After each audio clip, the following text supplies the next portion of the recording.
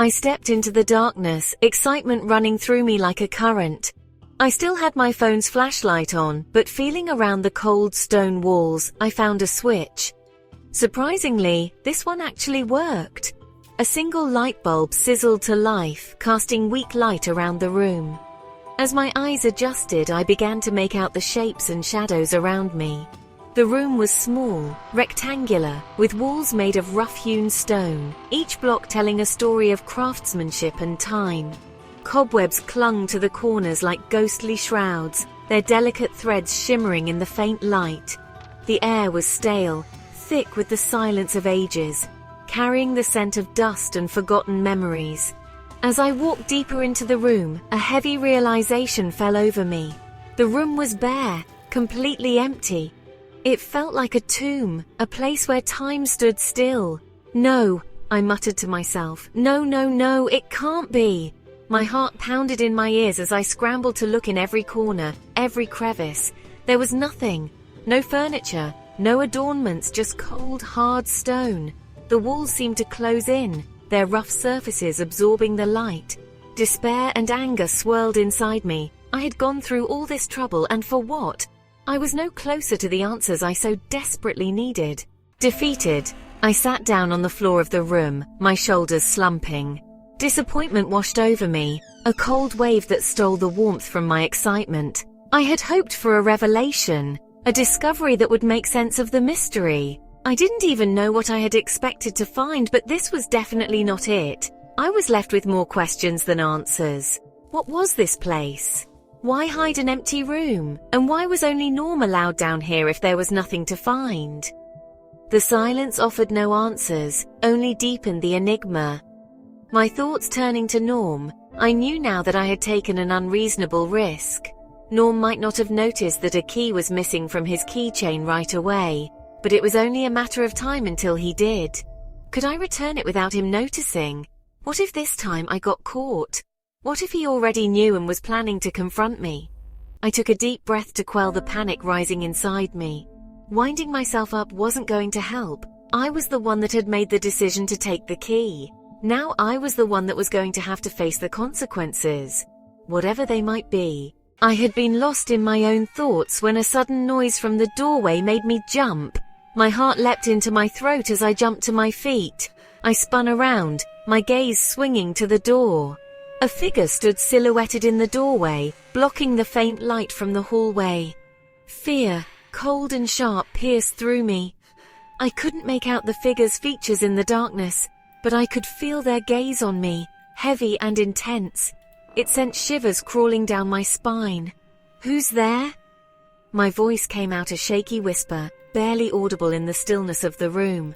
The figure didn't answer. He just stood there, shrouded in darkness, watching me. My pulse quickened. I tightened my grip on my phone. Should I call for help? Do I even have cell service down here? Fear pulsed through my veins, urging me to run. What are you doing here? I called out again, desperately trying to hide the tremble in my voice. I could ask you the same question. A male voice finally replied, laced with an underlying current of steel. It was a voice that commanded attention, a voice that could both soothe and intimidate in equal measure. The figure took a step into the light, revealing more of himself with each deliberate movement. The shadows seemed to cling to him, reluctant to let go, as if they were a part of his very essence. It was a man, tall and lean, with sharp cheekbones and eyes that seemed to hold the darkness of the room itself. His presence was almost magnetic, drawing you in while simultaneously warning you to keep your distance. He was handsome, undeniably so, but then again, serial killers could be handsome too. There was something about him, an intensity, an aura of danger that told me I needed to watch out. His eyes, deep and piercing, seemed to burn right through me. "What are you doing down here? We're closed for the night." "You need to leave," I said. My voice wavered slightly, betraying the unease I felt in his presence. The questions hung in the air, heavy with the weight of the unknown. He chuckled, a low, rumbling sound that echoed strangely in the confines of the room. I need to leave? I'm not the one breaking into other people's property. His words were casual, almost offhand, but there was an undeniable authority in his tone. I work here, I countered, and I didn't break in, I have a key. The stranger chuckled again, and this time annoyance flowed through me. What the hell did this man find so amusing? The key you stole from Norm? I froze, not knowing what to say. How did this complete stranger know how I had gotten the key? It was impossible. Don't fret, I won't call the cops on you. I won't even fire you, even though I probably should. Fire me? I stammered. Well, if you were the owner of this place and one of your employees stole from her coworker and stuck her nose in your personal business, how exactly would you handle the situation? I felt like I was playing catch-up, thrown into cold water and expected to swim. I looked at the imposing man in front of me, suddenly sure that getting fired was the least of my worries right now. "You're the owner?" I questioned, my voice incredulous. He nodded, a slow, deliberate tilt of his head. You can call me Julian. And I already know your name. He took his time saying my name, a strange glimmer in his eye. A flower by any other name. Violet. He drawled, as if he was savoring a delicious treat. The way my name rolled off his tongue, a part of me wanted to hear him say it again. I shook off the strange thought, focusing on the situation at hand. In all the time I had worked at Crimson, I had only heard vague whispers about who actually owned it. From what I had gathered, he was supposed to be out of the country. Julian's eyes, dark and intense, seemed to bore into me, reading my thoughts, my confusion. "But how did you know I was down here?" I asked, my voice barely audible above the pounding of my heart. A slow smile spread across his lips. It didn't reach his eyes. Let's just say, I have my ways. He took another step closer, his gaze never leaving mine. I instinctively took a step back, my back hitting the cold stone wall. And you have yours, don't you? The air crackled with unspoken tension. Who was this man, and was I in danger? "What do you want?" I asked, my voice a strained whisper.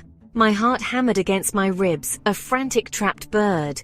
I think it's time we had a little chat. He paused, letting the silence hang in the air between us. Firstly, I would like to know what you expected to find down here.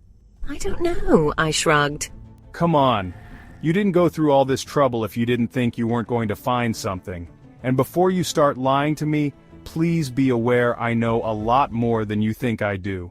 I gulped, my throat suddenly drier than the Sahara. For some reason I didn't doubt his words. An air of power and dominance hung around Julian. It was both frightening and fascinating. I took a deep breath and decided to be truthful. Something told me playing games was not going to get me far with this man. Julian's words hung in the air between us, heavy with unspoken implications. I know Crimson isn't just a regular bar. Something is different about the people here. I have seen things I can't explain, and I need to know what's going on, for my own sanity, if nothing else. Julian was silent for a moment, studying me. He seemed to be making a decision. You're right, we are different here. Finally, confirmation that I wasn't losing my mind. I would have been lying if I said there weren't times I had started to question if I had imagined everything that had happened. The fear and confusion that had gripped me just moments ago was overshadowed by a burning curiosity. The Crimson, the secret room, this man, it was a puzzle begging to be solved. "Different how?" I asked, my voice stronger now, laced with a newfound determination. He studied me, his dark eyes unreadable. For a moment I was certain he had changed his mind, that he was going to disappear as quickly as he had appeared. I simply stared back at him. There was no way I was going to give up now. Different in a way we need to hide. Crimson, it's more than just a bar.